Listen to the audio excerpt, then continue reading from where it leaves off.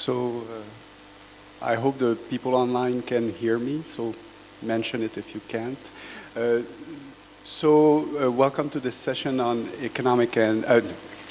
education and inequality. So we have three presentations today. So the first presentation, unfortunately, the author could not attend the session. So they asked him to pre-record his presentation. We'll start with this one. Then second author is presenting online, and the last presentation will be here live with probably more interaction. So the way we will proceed is 20 minutes per author. Then I'll make the comments that I'm asked to make on the three papers, and I will try to be short so we open the floor for more discussion. So we'll start right now with the first presentation.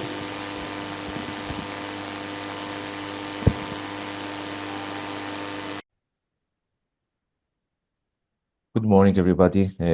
Thank you for the invitation, accepting the paper to present in the annual conference organized by the Economic Research Forum. This is a joint work with colleagues from Turkey, and the aim is to explore the causal effect of the 2012 compulsory education law on NEET in Turkey, where NEET is the young people who are not in employment, education or training. The background is about that unemployment was been always a critical issue, which has been investigated in many studies, and now we have a growing need about the more specific for comprehensive youth-specific indicators, and in particular for NEET, which stands for not in education, employment, or training, as we mentioned before, and it has been originated in England in the 90s, where they focus the discussion about young people, students 16 to 18 years old, dropping from the education system, and also they were not participating in the labor force. There's some descriptive statistics showing that the percentage of NEET in OECD countries, where the OECD average is around 12.5%. And we see that we highlight with the red curve, Turkey puts almost 28%, has the highest percentage in OECD countries. It is emphasizing the importance and the serious critical issue in Turkey. So as I mentioned here, which reflects the previous slide, the figure in the previous slide, that is 28% is the NEET in Turkey, where is highest among women at 36%. And the motivation is that we assume that we hope that the target of education, compulsory education laws and reforms, is to improve and human capital and labor market outcomes, as education is one of the two main determinants or drivers human capital, along with health. So the objective is to investigate this compulsory law, where is the 4+4+4, which actually increase the compulsory schooling from 8 to 12 years. And we focus on youth people aged 15 to 29 years old, where we follow this definition by the OECD, while other institutions, they use a slightly different or more or shorter age groups. And also we do some estimates using regression, discontinuity approach across gender and regions.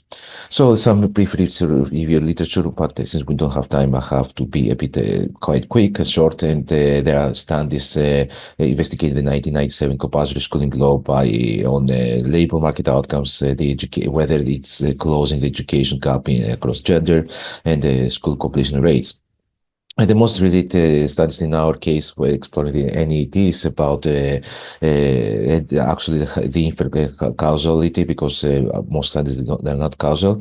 Is these studies by Keskin and Dayolu, where the first study explored the causal effect of schooling on girls and NEET, and they found the positive effect actually was significant only for girls in religiously conservative regions. And actually, when we say positive effect, actually it means that it reduces the likelihood of the girls being in NEET, which is something positive actually. something good. So they were either in training or employment or education. And they claim, they argue, but of course they don't show this, that probably the compulsory education or the legislative laws actually they can help overcome family or societal barriers. And the second study is about the effect of minimum wage on male and rates 15 to 16 years old, which is very limited age. And they found actually this kind of backfired actually in they increase the probability of youth becoming NEET and reduce the job opportunities. So our data is about, we use the household labor force survey, and this because allows includes information on schooling, employment, and training, and this is very important to identify and establish the NEET indicator. We follow the OECD approach, as we said before. So we use the youth age 15 to 29, and also we have some regional detail. NUTS 1, okay, it's not the best, but because there's NUTS 2, NUTS 3, but still we can have some regional regional analysis. So we use the fuzzy regression discontinuity design, where we use the instrument at the first stage, which is actually two stages, the squares, where in the first stage we use the reform as an instrument for high school completion, and the second stage, or the main equation, we use the fixed values of high school completion on AET status, and we employ pathways between 3 and 7 years. So there's another way to do the SARP architecture, but here we have the problem of crossover. This is one of limitations. That's why we don't show these results here, and also in the main paper it's just as an appendix, because the problem is that some students, even they are born after this cutoff, which is the treatment room, still they don't comply with the law, even if it's compulsory. But even more important, the students who are born before the cutoff are not obliged, okay, to complete the high school, but they can complete actually voluntary. So there is still a great chance that the control group can be treated by voluntary, just completing the high school and higher. So these are the equations, where we have the first equation, and we use the treat, where in the first equation, where it's assigned the value one of, or it has completed high school or higher, like tertiary education, 0 otherwise. And the D is the treatment status, where it takes 1 if the individual was born after January 1988. So actually he's affected by the compulsory law, and 0 otherwise. And the X minus C is the forcing variable, where it is the cutoff point where we use the age, or you can use the birth year.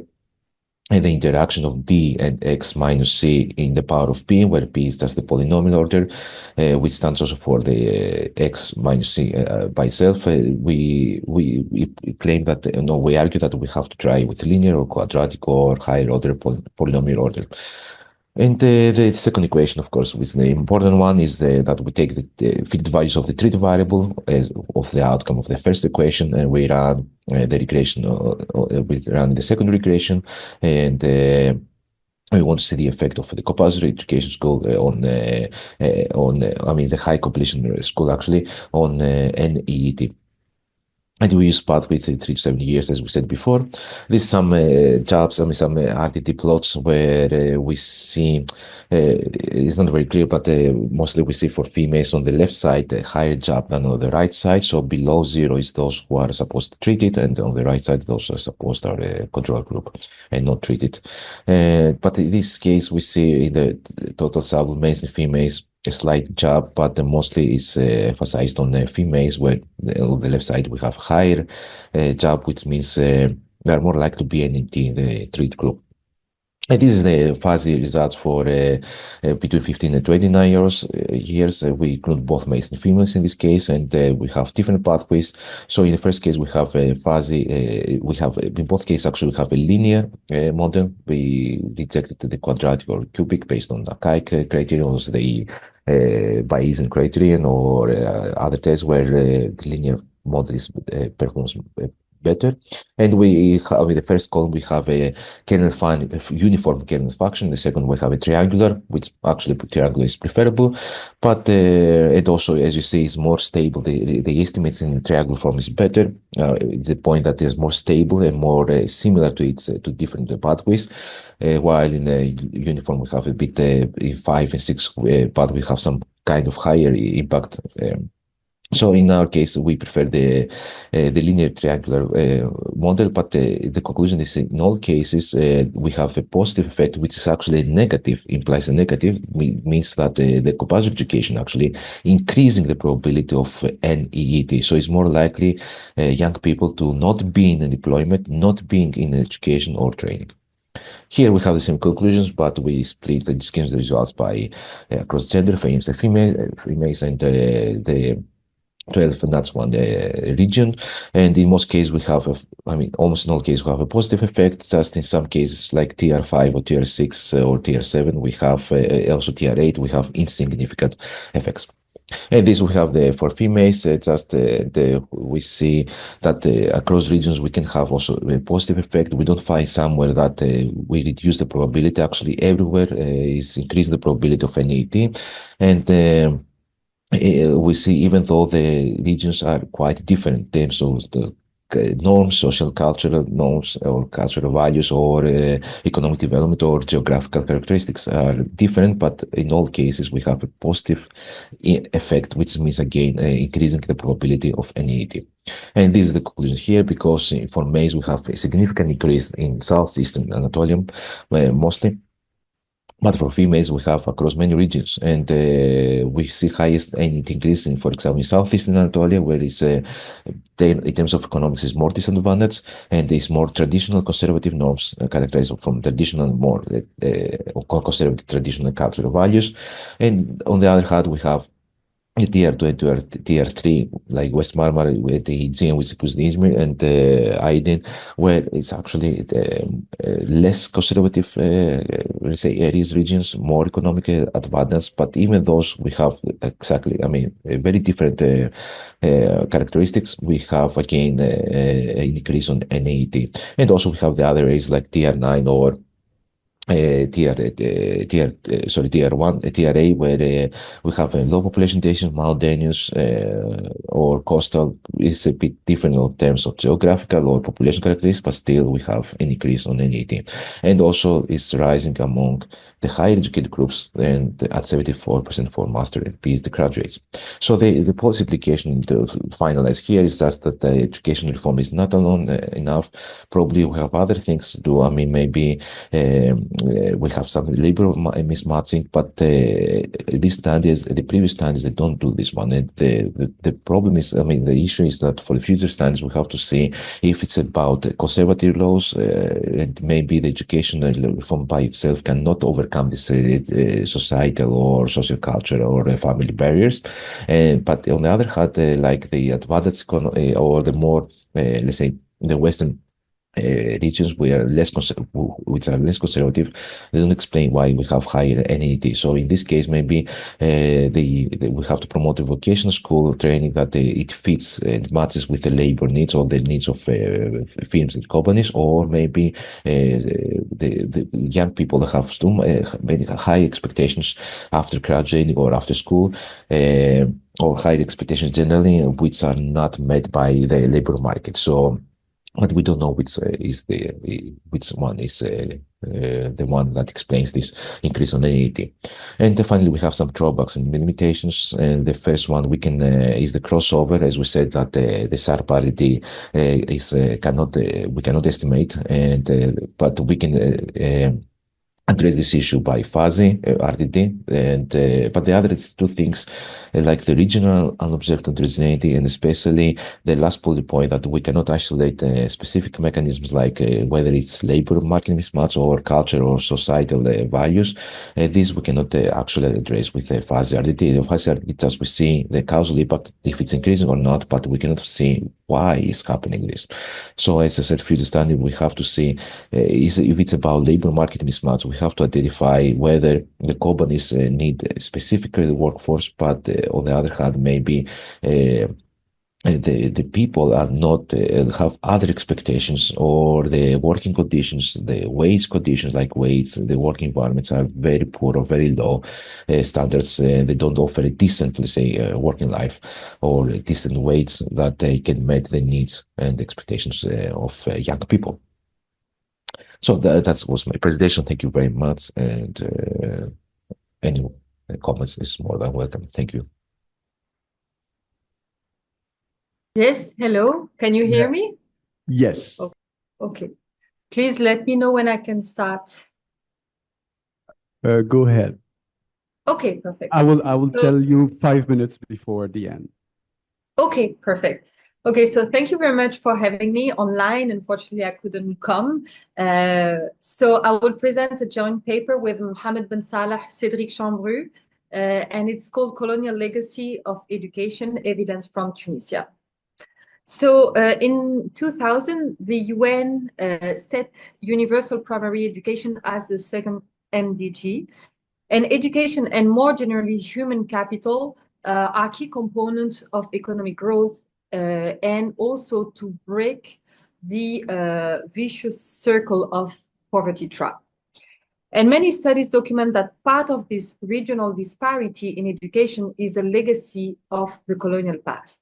In fact, whatever the settlers brought to their colonies, whether extractive institution or civil versus common laws, it proved to have had a long-lasting imprint on contemporary economic development. So what we do in this paper, we study the influence of local population exposure to colonial public primary education on medium and long-term educational outcomes in Tunisia. For this purpose, what we do, we assemble a unique data set which have information on the location of colonial schools, the number of pupils and teacher by origin, as well as population census in 1931, which was during the French protectorate. We then match these data with district level census data. So for the medium term, it's 1984, and the long term is 2014. This enables us to investigate the static persistent influence, sorry. And then we further match these data with all male who completed primary education that are 10 years old and more in 1984 and 15 years old and more in 2014. And we group them into 5-year age cohort. This is to analyze the dynamic of the influence.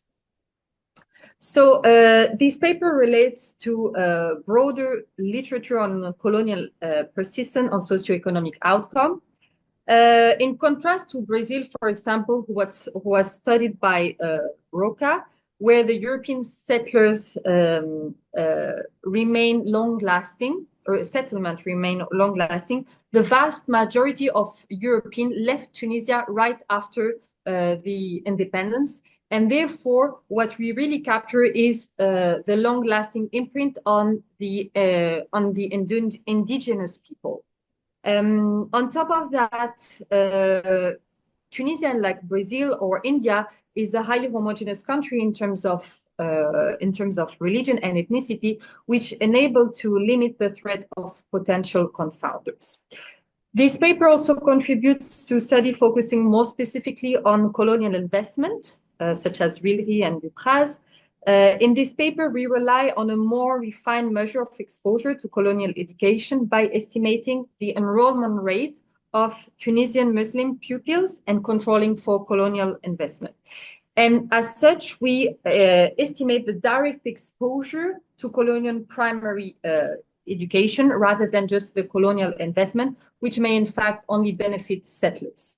And finally, we extend the work of Shodari and Garg by providing qualitative evidence of education reforms, which played a central role to explain our result. So I'll explain a bit more in detail later.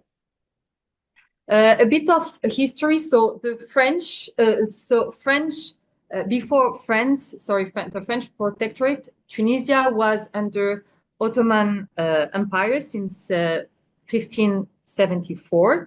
And in 1881, Tunisia became officially a French protectorate. And the French set up several administrative structures, including in 1983, La Direction Générale de l'Instruction Publique. So this is typically the one for education.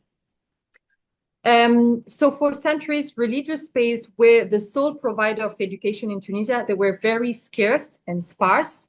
And the French created a unified education system, and they sought to extend its cultural influence through education. And from 1931 onward, there were more Tunisian pupils that were enrolled in primary schools than European pupils in Tunisia. As for education after independence, so the post-independence government actually viewed education as a priority. And the government aimed to reach full enrollment rate in primary school by 1966 in a context of high fertility. But the biggest challenge they faced is the lack of available teachers to keep a reasonable ratio of 40 pupils per teacher. And to reach this goal, they've launched the first major education reform in 1958. The second main education reform was between 1989 and 1991, and it made school compulsory for children between 6 and 16 years old. And among other things, it reinforced secularization in the schooling system. So by 2004, the enrollment rate for children aged 6 to 14 years old had reached 95% in Tunisia, compared with 55% in former French colonies in sub-Saharan Africa. And 10 years later, it reached 99% for the same group of age. So our unit of analysis is the district. These administrative boundaries are the result of various reforms since the independence in 1956. So it was actually not easy to match and merge colonial district with contemporary district. So in total, we have 198 districts in 1984 and 217 districts in 2014. This is after merging urban districts to obtain consistent administrative boundaries. And we also choose to exclude the governorate of Tunis, which is the capital, because it has the highest, it may be an outlier, having the highest number of settlers, and also it attracts the bulk of the economic activity. So we end up with a total of 184 districts in 1984 and 211 districts in 2014. So we use two main dependent variables to capture medium and long-run educational outcome at the district level. So the first one is literacy rate, which captures the share of Tunisians who can read from 1984 and 2014, and this is from the population censuses. So the average literacy rate across district was 48% in 1984, and however, in 2014, it reached 76%. The second dependent variable of interest we use is the variable primary education that indicates the share of male who completed primary education. And we use also this second dependent variable to divide into group of 5 age cohort to look at the dynamic effect of persistence. Our data, our analysis is based on a novel city-level data set that is constructed from the 1931 colonial population census. We may complement this information with disaggregated data on the location of public primary schools and the number of pupils by gender and nationality in 1931. And we identify about 1,300 distinct places for which we provide the geographic coordinate. And we were able to use this database to match historical data with modern districts based on this geographic location. So we measure the level of exposure to colonial education by the share on non-adult population, so people between 0 and 18 years old, who are enrolled in public primary school in 1931, and we compute separate enrollment rate for French, Italian, Tunisian Muslim, and Tunisian Israeli pupils. And to calculate the school age population, we rely on the information on the age structure of the population provided by the 1931 census. We also calculate the number of teachers and school per 1,000 Tunisian inhabitants in 1931 by district. So these are the summary stats. Given time constraint, I'll jump, but I can come back to it.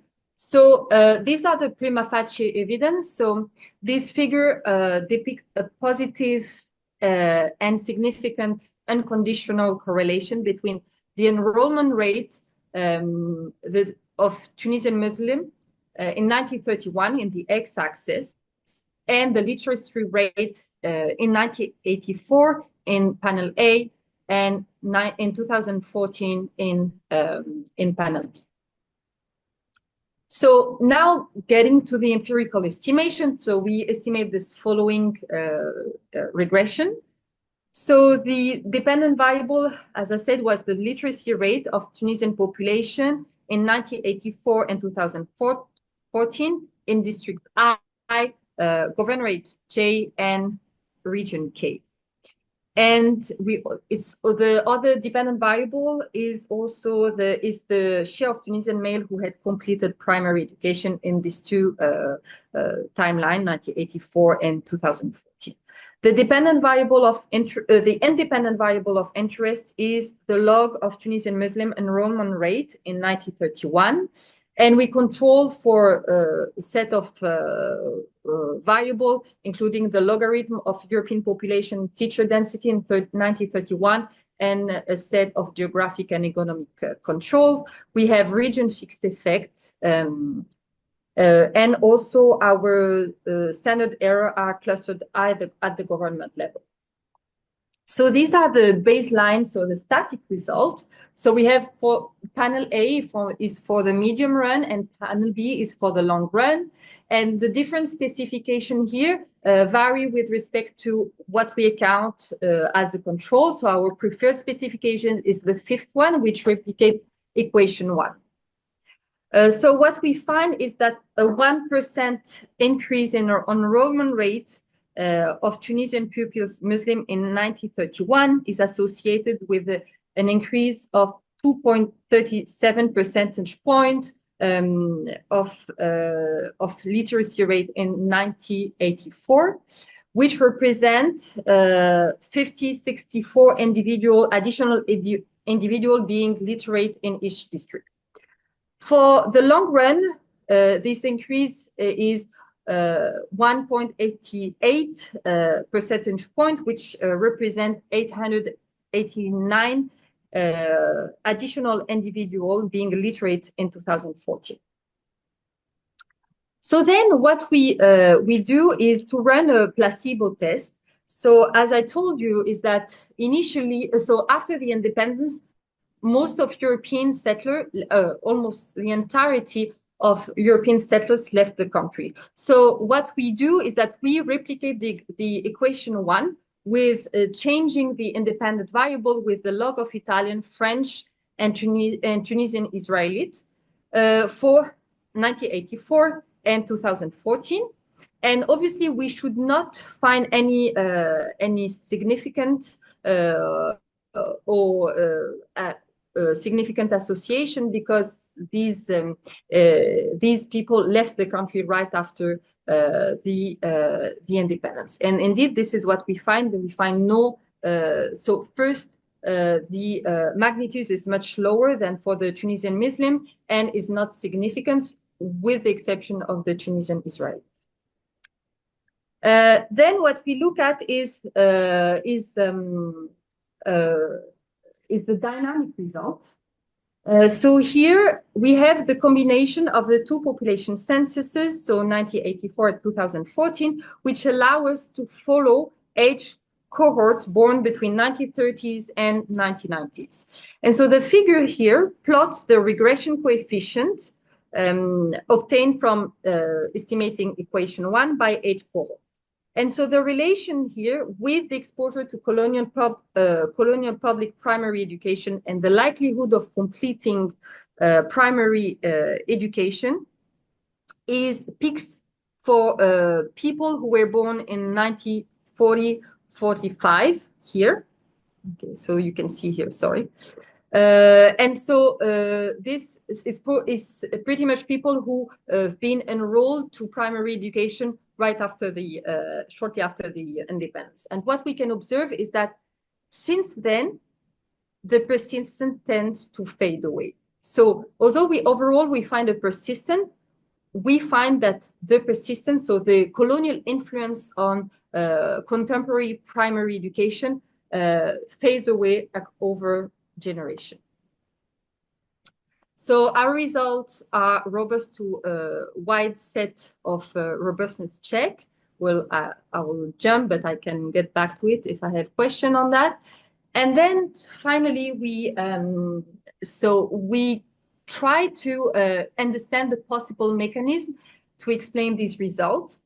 So based on the literature, so it put forward, although it's not, there is no consensus, the fact that it's the persistence of investment.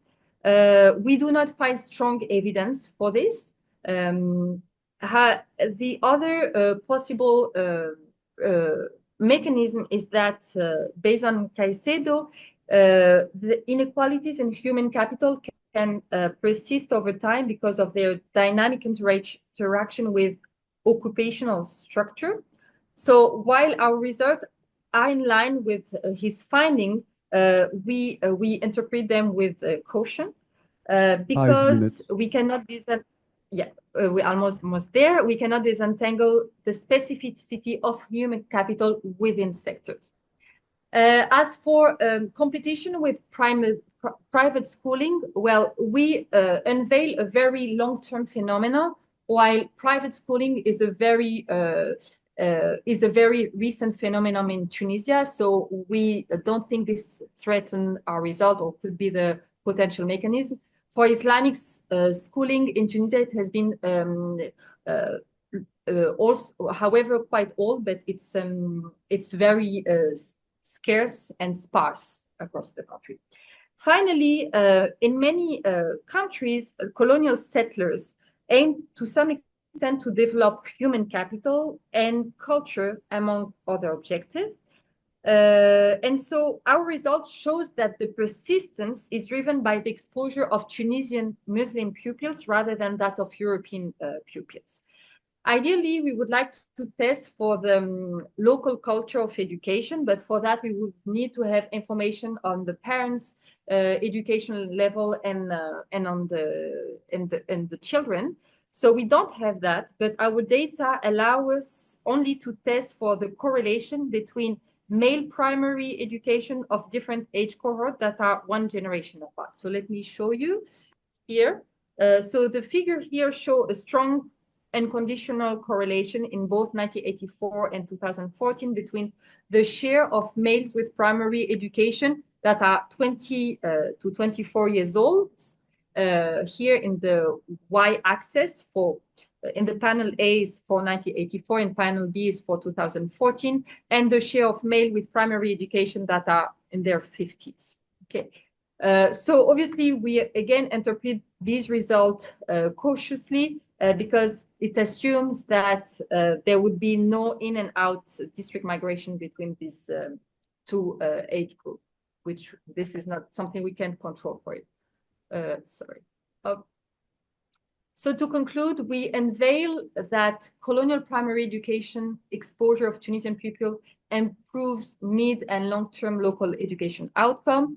However, we do find that there is this persistence is fading out over time and across generation. Qualitative evidence suggests that the mechanism happens through educational culture of transmission, and also that the post-independence Tunisia was very much in favor in investing in education, and this seems to over time has decreased the persistence colonial influence. And we have future research in which we collecting Tunisian historical archives to study nation building and independence. Thank you very much. Okay, good morning, everyone. Thank you very much for having me in the conference program. I'm going to talk about the cash transfers and child labor and schooling in Turkey, and also add some other well-being outcomes. And this work was supported by the European Union through Marie Curie postdoctoral fellowship. And so I am studying mainly the child labor outcomes and schooling outcomes in this paper.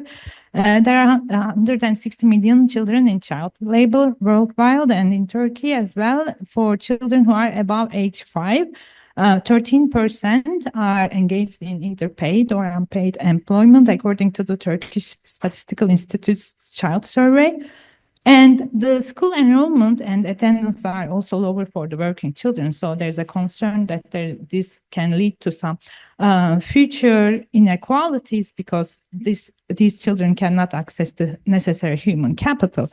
So about the cash transfers, there's a large literature because we know that most of the time there's positive effects on education. And on child labor, though, there are some mixed effects, because it may increase or decrease the child labor the cash transfers can increase or decrease the child labor among children. Especially, we see examples of increasing child labor if the child works in the family businesses after the family invests in, income generating activities when they receive the cash transfer. So this is a context specific question. And I want to introduce the context in Turkey. We have been experiencing some very high inflation rate over a long period of time, I guess I can say that. And it peaked with 85% annual inflation in October 2022, which puts a burden on the families, especially because of high food prices, increasing food prices, and etc. So this paper speaks to the literature where the cash transfers, the impact of the cash transfers are measured as a response to the economic crisis.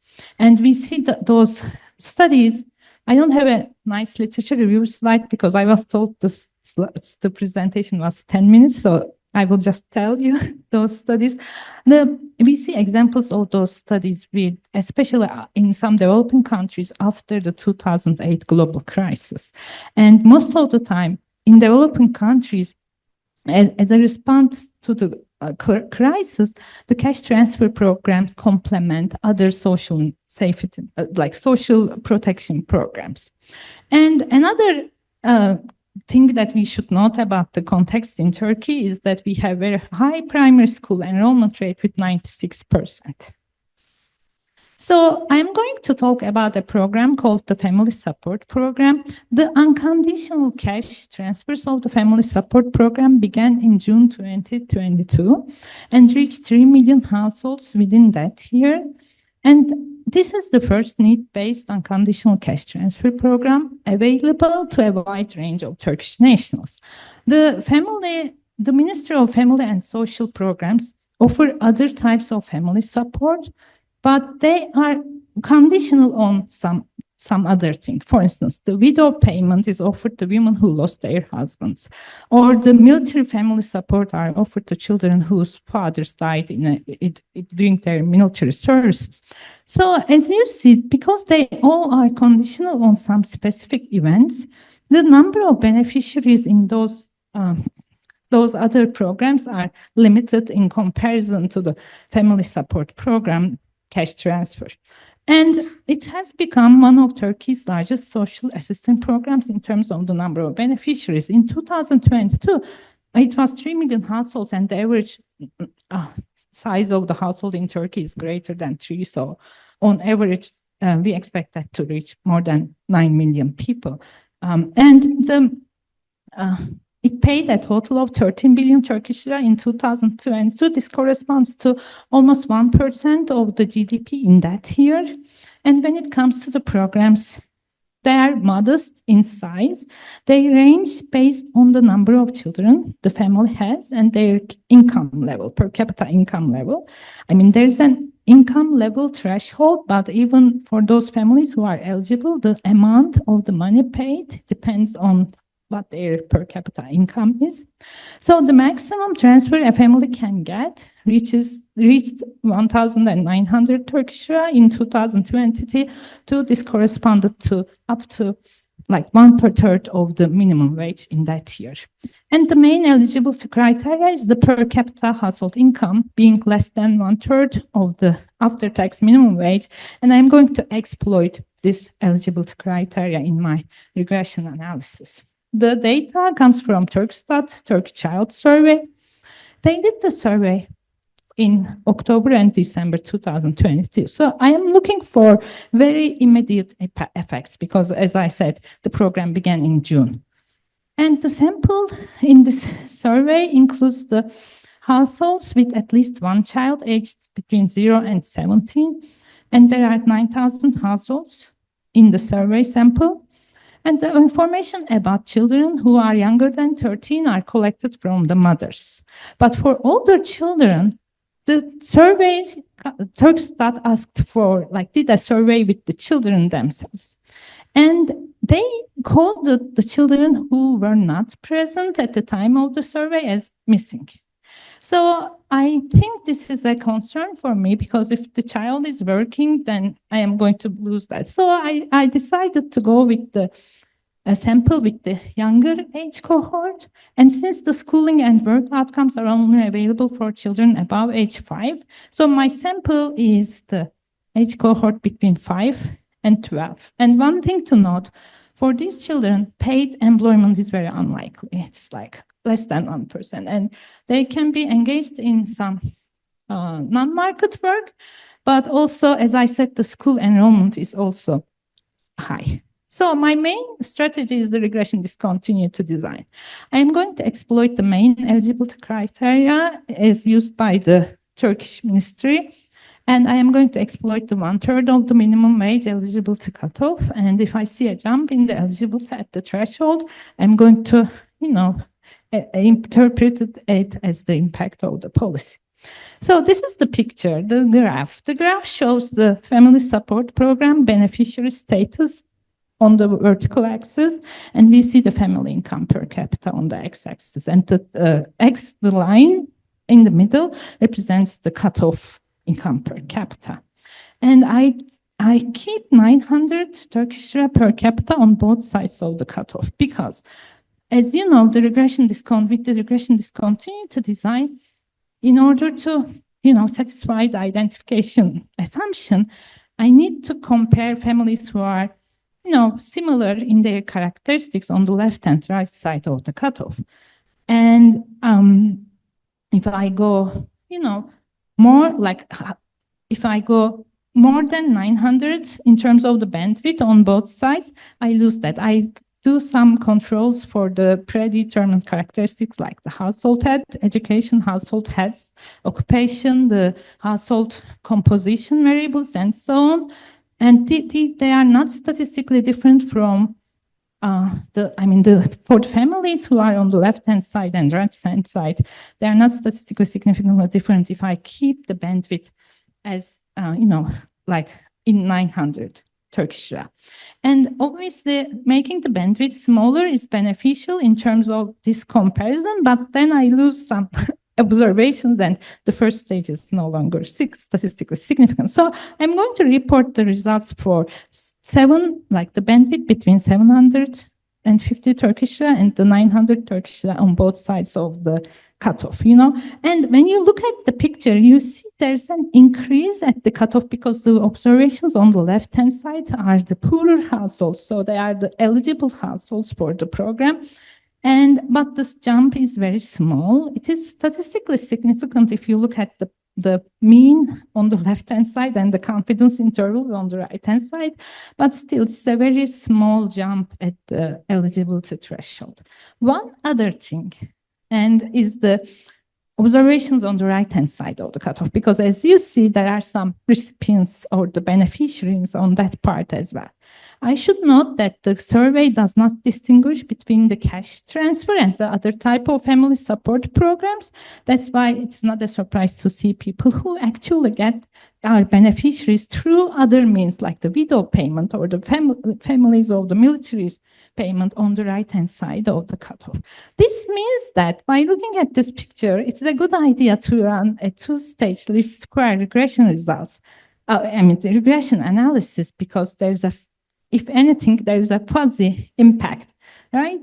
But the 1/3 of the minimum wage criteria is the criteria the Family and Social Programs Ministry use for their poverty rate definition. So they do arrange other programs according to that cutoff too. So I am concerned with that, and that's why I test whether this eligibility criteria is statistically significantly related to other types of programs as well. And when I do that, and I see that there is a statistically significant increase with the food and shelter program as well, right, at the cutoff. So for instance, if we look at the smallest bandwidth, the family support program beneficiary status increases statistically with 26 percentage point, but so does the food and shelter program, which increases by more than 15 percentage point.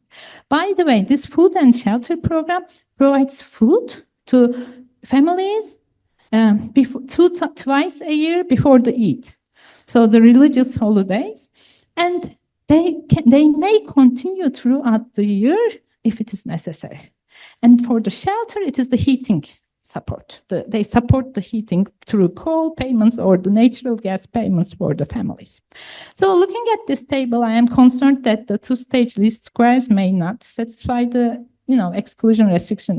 In other words, I cannot look at the two-stage least square results and say, okay, this is the impact of the transfer, because there's a joint impact of that. There's a likelihood that the joint impact of food and shelter and the transfers may be affecting the results.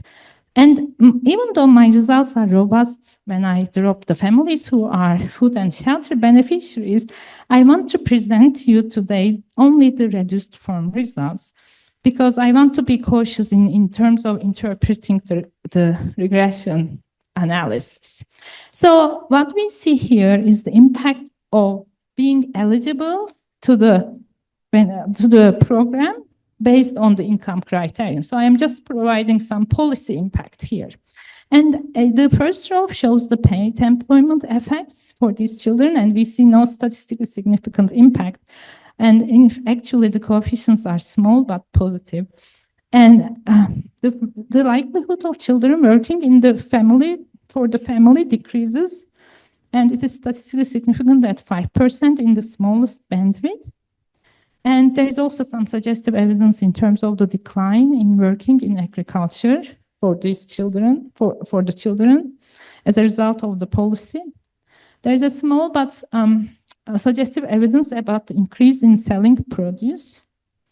And overall, the any number market work variable measures the combined effect of working in the family, agriculture, and selling produce on the streets. And there's no statistically significant impact on the school enrollment of the children. And I also look at the domestic work and I see some statistical decrease, and statistically significant decrease in the likelihood of children being engaged in cooking activities, but the other unpaid work actions are not affected statistically significantly by the program. So I also have the time spent in working, but this does not distinguish between paid work or non-market work. And one concern here is that even though I find some evidence that the likelihood of working in the family business decreases, I don't see this in the time spent in working outcomes. Even though the signs of the coefficients are as expected, for instance, the work hours declines, but it's not statistically significant. So does the domestic work hours. Then, on the other hand, the school hours or the study hours are not also statistically significant. So I'm confused in interpreting these results, because it may either the policy might, maybe the kids transfer from the type of work which I cannot measure, or on average, it doesn't, I'm looking at the impact in the mean, right? On average, we don't see any statistically significant effects on the mean. So one thing is that I am trying to measure the immediate impact of this program, right? And one concern is, did the program actually change was effective in changing the, the poverty or in conditions of these families. I don't have any consumption data to test that, but I have the food items consumed by the children on a daily basis. And I'm sorry that this is too small, but you see that for the protein, the likelihood of consuming protein daily increases statistically significantly at the lowest bandwidth. Again, the statistical significance is at 5%, but it is positive. And then the last three rows of the table shows the unhealthy food consumption. We have soda, sweets, and unhealthy snacks. And we see some suggestive evidence in the decline in daily soda consumption of these children.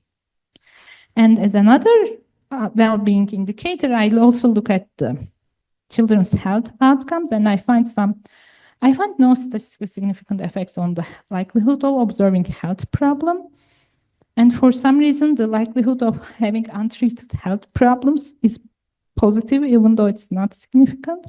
But there's a suggestive evidence in the decline in the likelihood of children's mental well-being. They seem less likely to be seen depressed or unhappy.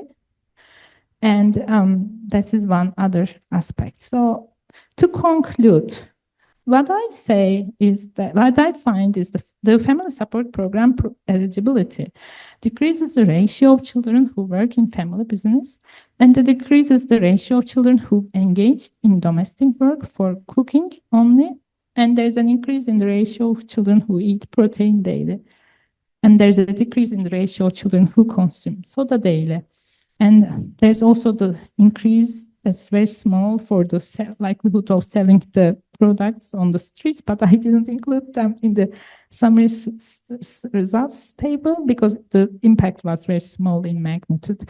And so there's also some suggestive evidence in terms of the children's likelihood of feeling depressed. So one caveat of my study, is that I do not have the ability to test the mechanisms. And I think it is a big one, because one wonders what's happening here. The reason why I say that I cannot test the mechanisms is because I do not have detailed information about what type of economic activity the household head is engaged with. If I had that information, maybe I could have looked for some proof of changing economic activities within the household level.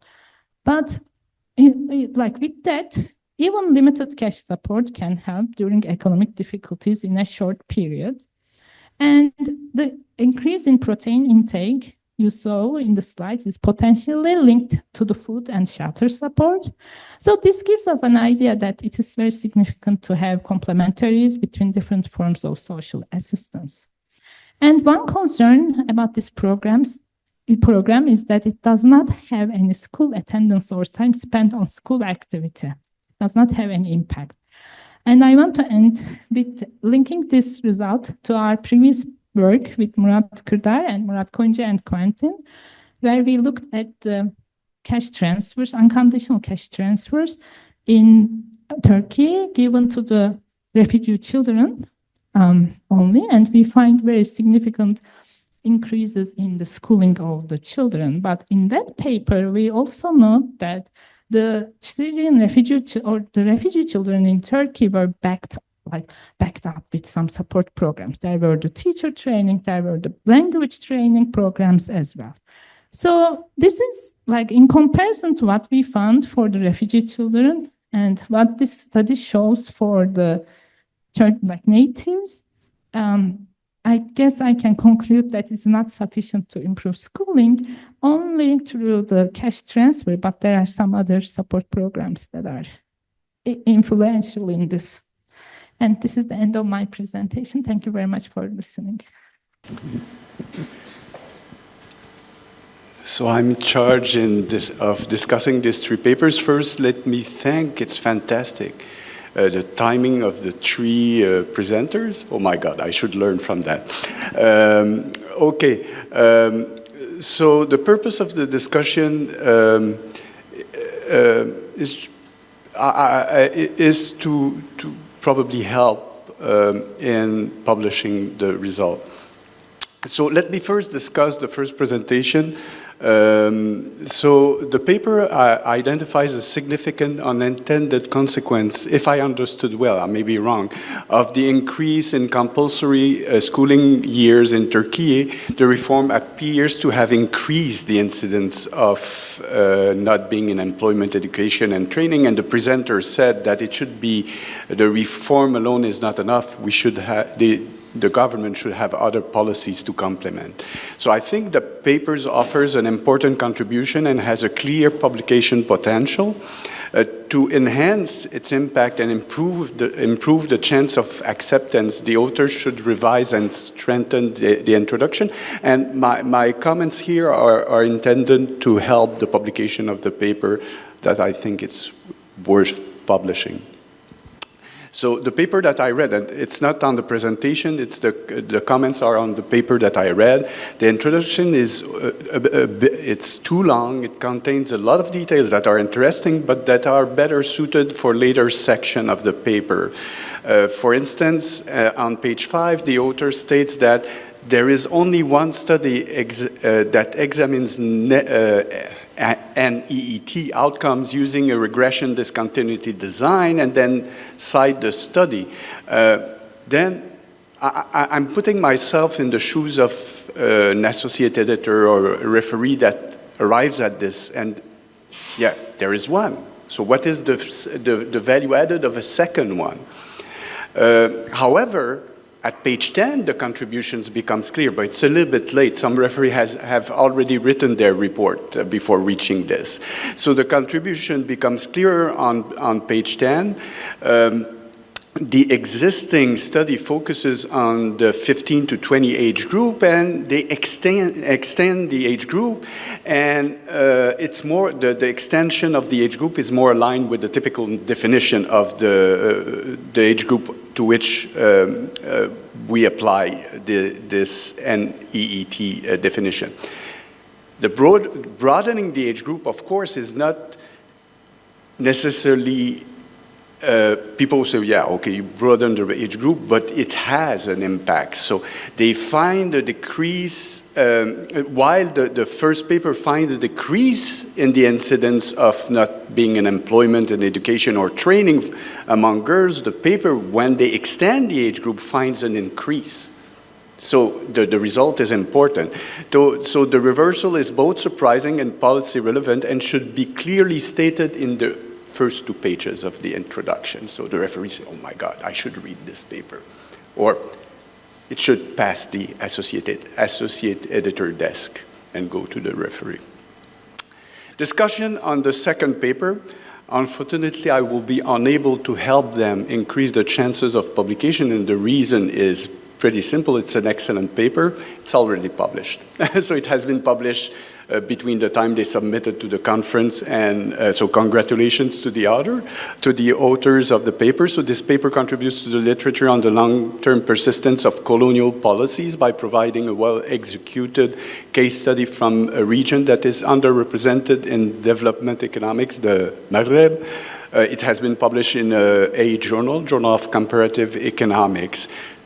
And they asked me to make comments. So I needed, after 2 referees went on the paper, needed to find some comments. I'm making a comment, but just for future work, if you want to think about it. So the main control variable is the number of schools per 1,000 Tunisian Muslim inhabitants in a district in 1931. So given the district level variation in proportion of European and Tunisian Jews, this measure may not fully capture actual education availability, and this is my geeky nature in looking at numbers and indices. So, and it may not be important. I'm not a specialist of the context of Tunisia, but consider just an example to highlight what my comment here. So assume you have a town with 1,000 Muslims and 2 schools, and you have no other group.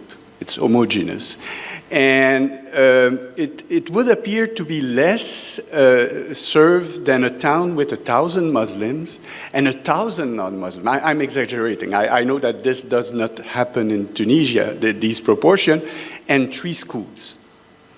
So, but probably 3 schools for 2,000 is less school than 2 schools for 1,000, and so it may be a lower access for Muslim in the later case, and with the index that they use in the paper, it will indicate the opposite. So just be careful for future work, but maybe in your context it's not that important. Finally, the last paper on the short-term impacts of unconditional cash transfers. So the paper addresses an important and highly policy-relevant question by estimating the causal impact of new mean-tested conditional cash transfers right after the policy was implemented. The main findings are, and you can correct me if I'm wrong, reduction in non-market domestic work time, reduction in work, family, business, or agricultural activities. Then a bad thing, a decrease in healthy food consumption, and another good thing, an improvement in children's emotional well-being. So the paper is well executed, so the comments here are, the purpose is to increase the probability of publication. So the paper's contribution is not clearly articulated in the introduction, and I understand that this is ongoing work, so it's totally correct. The literature review is a little bit too limited. There is a substantial body of work on the impact of unconditional cash transfers that should be acknowledged and presented. A more complete literature review will help the reader to better situate or understand the paper's contribution within the broader research landscape. So the authors state that she and her co-authors examines the short-term effects of unconditional cash transfer in Turkey, the family support program, on children's schooling and work. Health outcomes should also be mentioned explicitly here in this sentence. If this is the first evaluation of these effects in the Turkish context, it's an important contribution. It should be mentioned right from the beginning.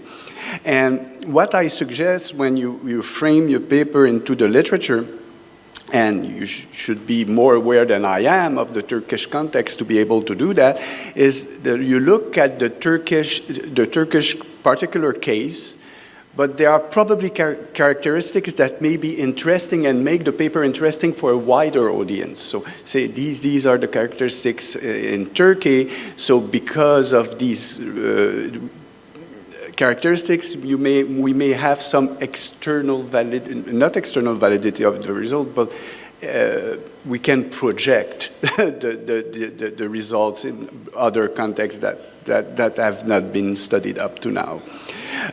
One technical comment, and I may be wrong once again, but because is equation 1. Be careful. Maybe I misunderstood the notation, but if I read equation 1 as it is here, it looks to be exactly, because Tj can be equal to 0 and 1, or 1, so it reduces to what we have below. So it doesn't play really a role in this.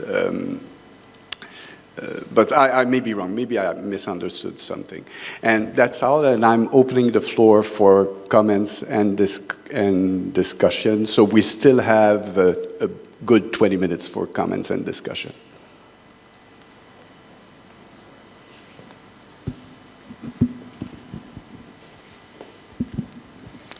Thank you. I have 2 questions to the first paper and then to the third. So regarding the first paper, I think it's a little bit along the comments that you also made regarding the age group. So I think 15 to 29, while this is the definition of youth, I know, it's quite a broad age range. So I was wondering if the authors did also disaggregate the results by smaller age cohorts, perhaps, so 15 to 20, then 20 to 24, or something like that, because I could imagine that these results are really heterogeneous, and then perhaps also by gender. And that maybe then, in addition to this paper that you just mentioned that had already been published on the smaller age range. And then I was also wondering about the conclusion, where the author said that education reforms are not enough to improve education, but you actually show that it had the opposite effect. It actually deteriorates it. So it's not just, it doesn't have a positive effect, but a negative. So this, I think, could be explained a little bit better. And then regarding the third paper on the unconditional cash transfer in Turkey, actually regarding the methodology. So I'm running a similar methodology, and I know that it's very difficult, but I'm not so convinced about the significant jump at the cutoff, because from the graph that you showed, it actually seemed as if the confidence intervals overlap at the cutoff, basically. So I was wondering whether you did some significance tests there and can actually prove a bit better that there is a significant jump. And then in regards to the bandwidth selection, I think, I'm not sure whether you use data or not, but at least since data I know that there are optimum bandwidth selectors. So I think instead of just manually selecting the bandwidth, you can probably test if that somehow improves your results or improves the robustness of these results.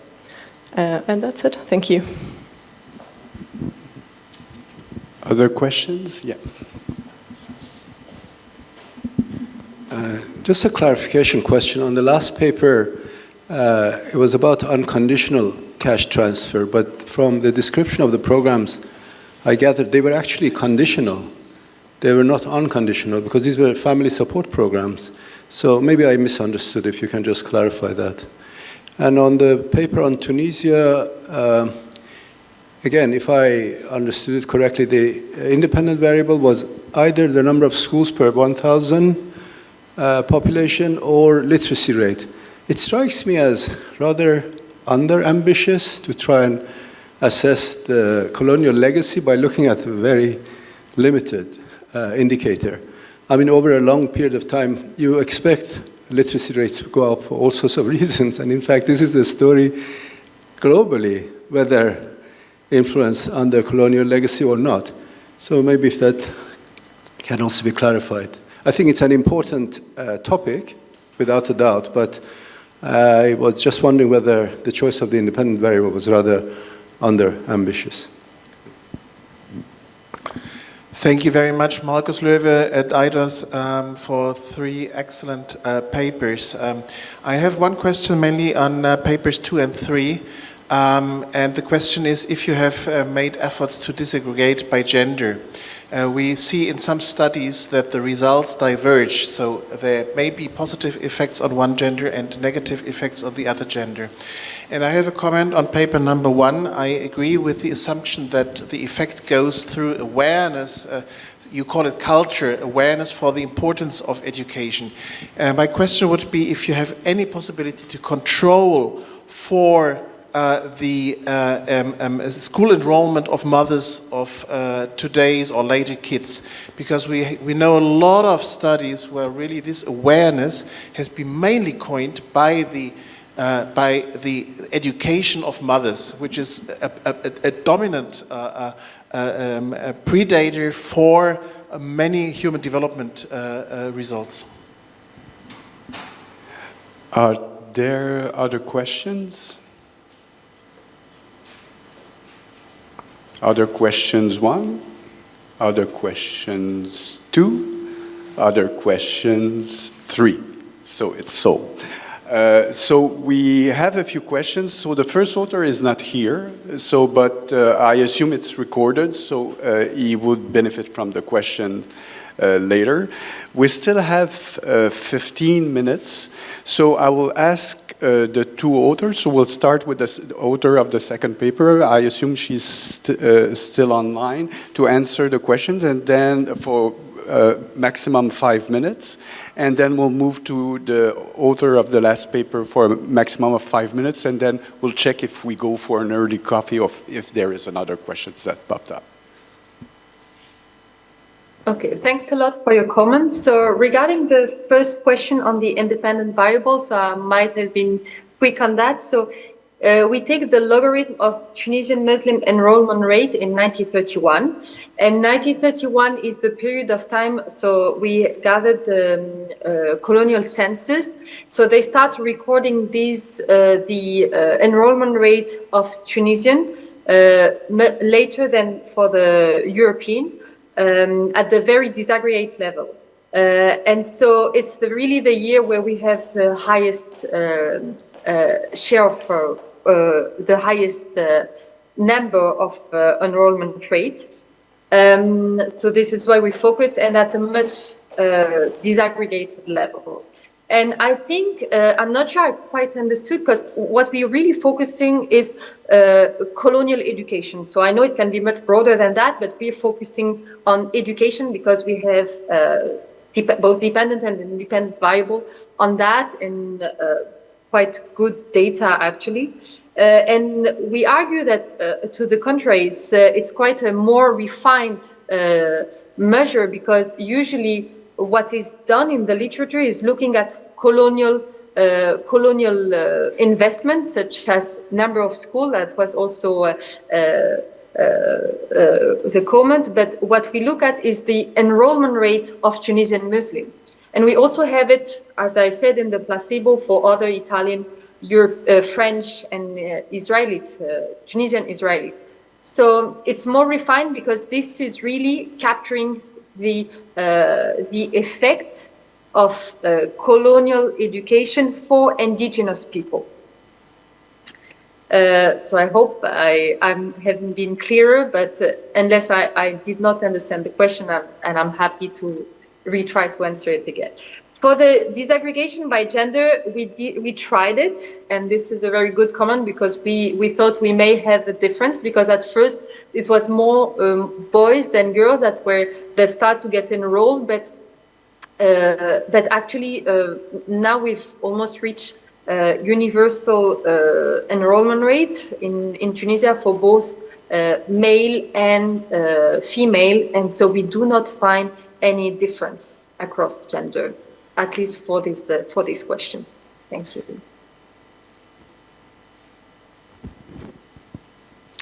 It's your turn.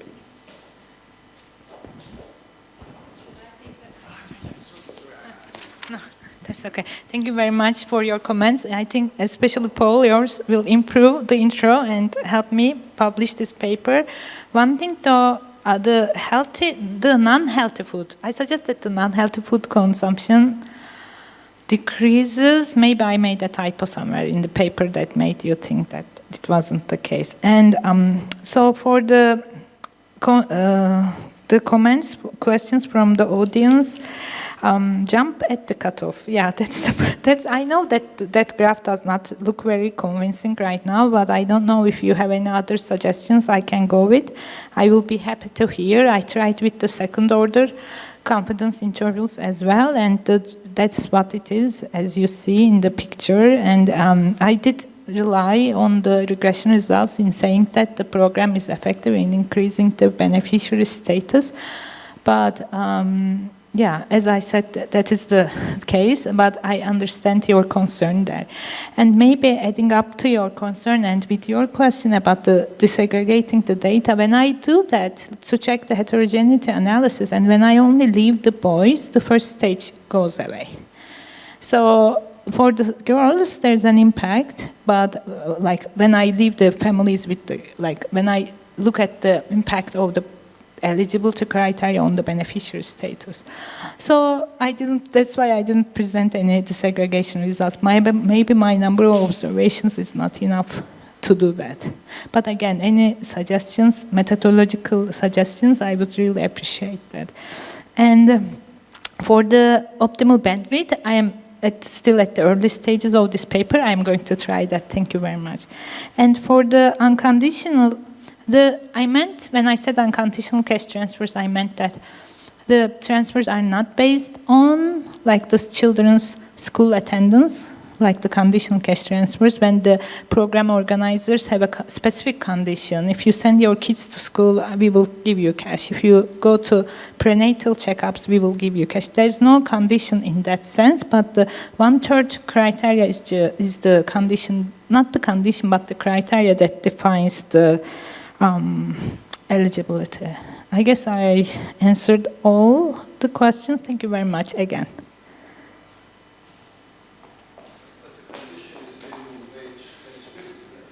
Yes, that is the. Yeah, but that is the eligibility criteria, right? They cannot just give that cash to, I guess, everyone in the. It's not universal. Yeah, that is the correct word to go. Yeah, thank you. So we still have 10 minutes. So we can continue the discussion, we can go for an early coffee.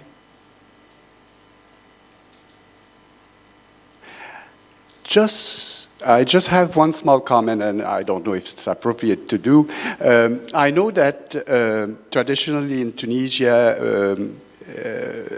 in the past, you use Tunisian Israelite as a denomination, and I know that the synagogue that is in Tunis has this name, but not to feed some nationalist narrative, I would prefer Tunisian Jews, but this is a preference. We totally agree with you. Actually, sorry, just to respond.